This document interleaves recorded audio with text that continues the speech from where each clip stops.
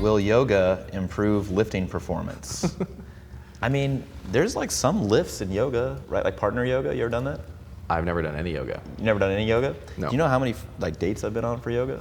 I can guess. Yeah, it's non-zero. The point is, invariably, any type of yoga for me turns into hot yoga, and that's not like that. Like just because I sweat a lot, and then like also like in those positions, I'm sweaty, and it's not a good vibe afterwards. It's not like, oh, do you want to go get a smoothie? I'm like, no, why would I get that? Like I just want to eat a regular meal, and then also you just maybe do something I hate, so this is terrible.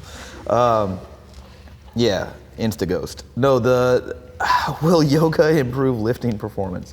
I can think of, if you're very untrained, really any sort of physical activity is likely to improve some measurable performance, right? So if you're measuring strength on like leg extensions or whatever, or maybe like a leg press, and you're previously sedentary and you do some yoga, I could see, a study finding that increases it. The point isn't that yoga doesn't improve performance or any type of resistance training, a proxy of success. It's just that it doesn't do it as good as lifting. And you have a finite amount of time to train. And so it's like, all right, so if we look at this from a performance standpoint and then a health standpoint, or you can prioritize health first, however you want to shake this out, it's like, how does yoga fall into this? So from a performance standpoint, it's like, is this going to help my resistance training more than other resistance training? No. Is it going to help my resistance training more than other types of physical activity like aerobic training or conditioning work? No.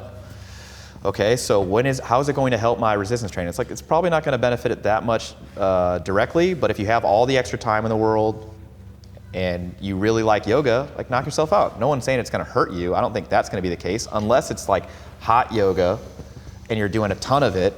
And yeah, that sort of additional heat-related stress is, likely going to cause you some extra fatigue that you're going to have to deal with. From a health perspective, people are like, what's better, yoga or lifting? I'm like, lifting, easy. Not even close. It's not even close. Yoga, folks, it's not even close. But it doesn't mean that I think that yoga is bad. It's just that when you look at all of the benefits of resistance training has on every system of the body, and you compare those to the magnitude of effects of yoga, it doesn't even stand a chance.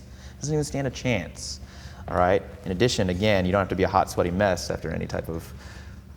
Yeah, I guess with exercise. It's weird. I don't really. You trained in my garage, so. Yeah. Yeah. Okay. So, can you think of a time where you would advise somebody to go to yoga as part of their training program?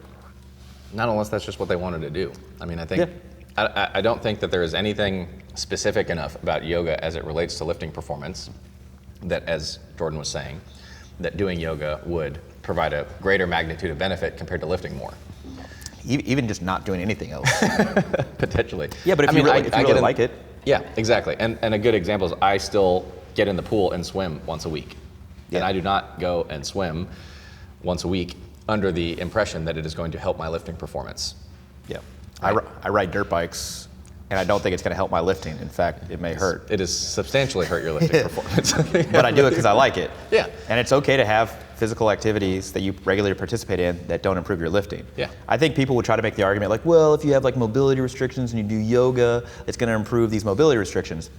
The thing is, just like strength is mobility or stretching and flexibility, that's all specific to the joint angles, the joint velocity, the muscle lengths, the positions that you're in. So sure, if your yoga looks a lot like holding the bottom of a squat, holding the bottom of a bench press, deadlift set up position, sumo deadlift position, then yeah, maybe. I don't know that those exist. No, but I'm just saying, like maybe that's like power yoga, and literally it's powerlifting yoga. Did we just come up with an idea? That's trademark, guys. Don't take that from me.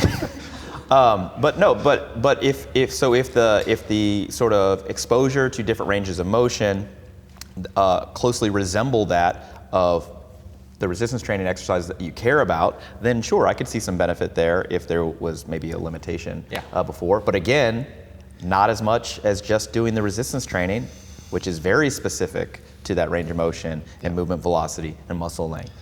But your whole life doesn't have to be lifting. If you like doing yoga, go do yoga. I would advise against your whole life being lifting.